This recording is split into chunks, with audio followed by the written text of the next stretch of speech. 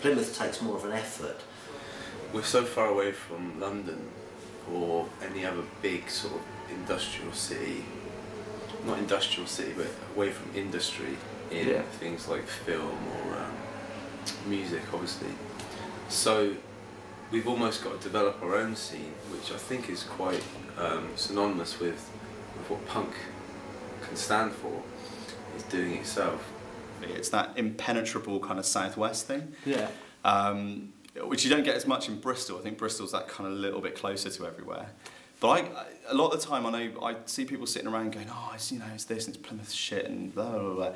All this sort of derogatory look at what it is, but I actually quite like that. They're doing it with no, with like a disregard of mainstream kind of styles or sounds or aesthetics, and to me that means that the work, all the films, all the music, all the art, it's got an integrity and a realness which I think is essential for good music. Because I don't think we would have the kind of bands that we have and the scene that we have if it wasn't for that. I mean, anything. I think anything that encourages people, anything that encourages people to be a bit independent.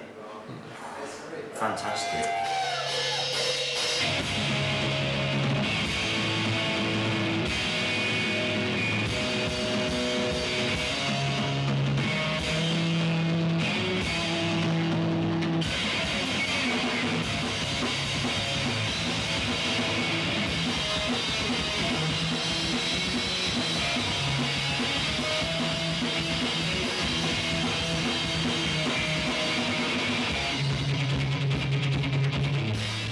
Bit of a shame. I mean, years ago you went to a punk gig and, you know, and I think all part of the experience of going to a gig was not just about, you know, going to see a band play and having a good time, getting a bit pissed and falling over and you know, and basically having a bit of a dance. I think, like, you know, and I've probably done quite a bit of that, but like, you know, I like to come home at the end of the day, you know, wearing a t-shirt, you know, buying the latest demo if I could afford it.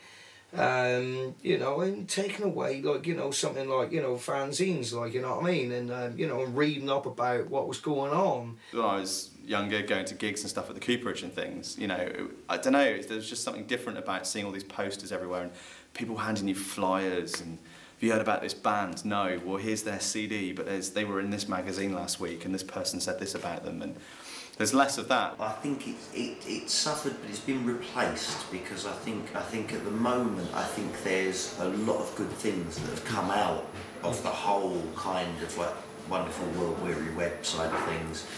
There was a sense of community. We used to get our mates round and blag people to help us do it, and it was hard. It was hard to do it. It was hard work. You had to put a lot of effort into it. And now, you know, I suppose I'm being completely hypocritical because I use Facebook constantly to promote the bar. Yeah. But now, if I started like writing out letters and putting them through everyone's door, everyone would think I was nuts, you know. I remember watching a film about Joe Strummer, and it was in the 80s, and he was playing in Canada or something, and he was out flyering.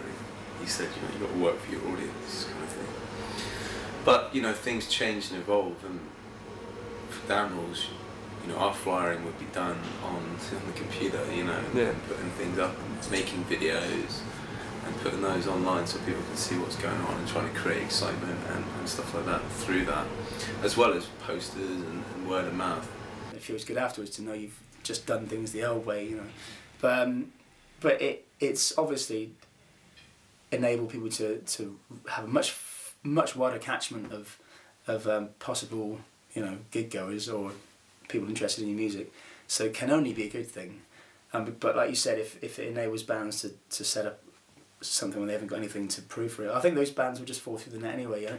If you haven't got anything there, people still want to hear good music. They're not just going to go, right, they've got a MySpace site, they must be worth listening to, because they probably aren't. And you'll know that from the first minute you hear a song. So it can only be a good thing. I don't understand how it can not be, you know. Like we were saying about product, I think it's brought about this kind of ethereal kind of feeling about stuff. Like, music isn't kind of, I know it sounds really funny, a bit pretentious, like music isn't real anymore. The parameters have changed. I mean, I don't think anybody cares about how big a band can get, because of the way that now you can make music and you can put it online to, you know, for millions of people to listen to, potentially. and it doesn't matter how good or bad you are. And there are some really bad bands breaking through into into the bigger scene. You can download things like punk rock folders off torrents with sort of like 400 albums in. You know, it's like to get 400 albums back in the early 90s, it, like, you know, cost you a bloody fortune. Yeah. I think for promotional points of view, I think online is fantastic. I wish it was around, I wish it had been around 10, 15, 20 years ago. That would have made life so much easier. In a way, it would have taken a bit of fun out of it, but... In a sense, doesn't matter what it sounds like, that idea of product, you know, and I'm old, so I like product, you know, I'm not an MP3 man myself. I do think it was a lot more real. There was a lot more like realism with it. A band is at its best when it plays live, you know, and if you can't play live, then no amount of internet is going to cover that up. Yeah. So as long as you can play live well, then people will come and see your shows, and that's about as kind of, you know, traditional as it gets, and that's worth saving, obviously. Yeah.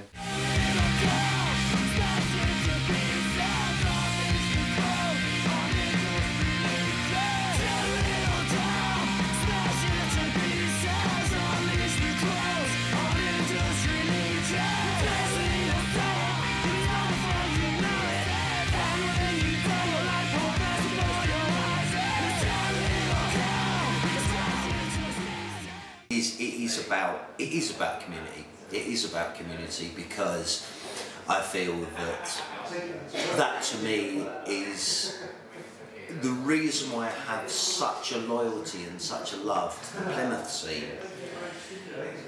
is purely because I feel that it opens doors to a lot of people. One of the biggest things I would say is the people involved are very much focused on kind of a better music scene and encouragement and kind of collaboration and putting things on which just move things in a better direction. Still this kind of, I don't know, there's just this backbone to it all, this kind of perseverance and love and kind of passion for it. And I don't think it really matters if you're playing the same thing or you've changed your style of music as much as you change your socks.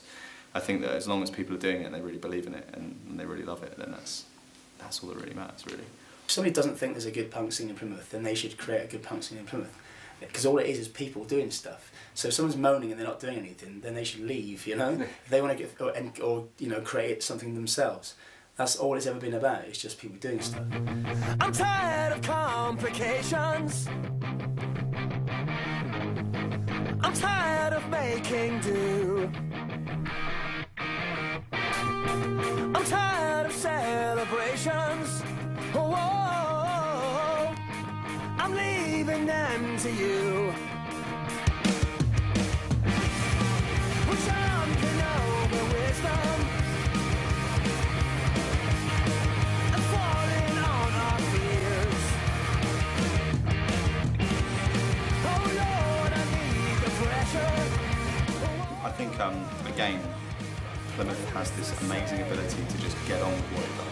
It's actually bigger. There's more punk people that listen to punk, you know, in Plymouth nowadays than what it was back then. A popular phrase of mine is that people should never apologise about something they really truly believe in. I think people are now looking beyond those barriers and they're actually saying we can actually work together, we can actually do things, we can help each other. And that's the only way you can make an independent thing, a really true alternative thing, work, is actually by saying let's just forget all these barriers. I mean, that to me, that's oh, there's so much ideology to do with anarchy and all this sort of stuff. But it's regardless as to your political stance, it is more about the whole community thing and saying if you want to be a part of it and you feel passionate about it, for God's sake, please get involved. We want you to be involved. Long may it continue, really, because I don't see it slowing down. I don't know if you guys. It just really feels like it's got really nice momentum to it. And if people are enthusiastic and passionate about going against the mainstream, going against what's commercial, going against all this sort of bland bollocks that's forever going to be run by corporations and faceless people who are in control, if you can do that, if you can get these people, you know, just encourage them, help them, and be and that way you can feel part of it, and that's what I love more about it than anything else. for God's sake, they accepted me. So as far as I'm concerned, I'm happy.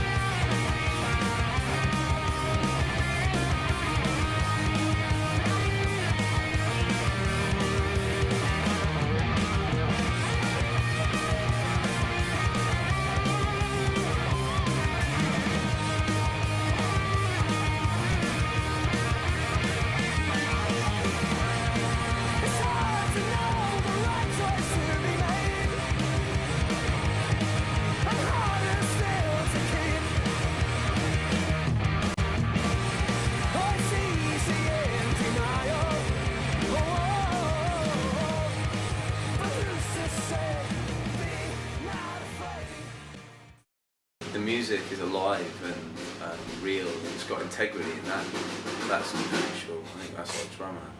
Ben! Can you just give us a couple of minutes, mate? But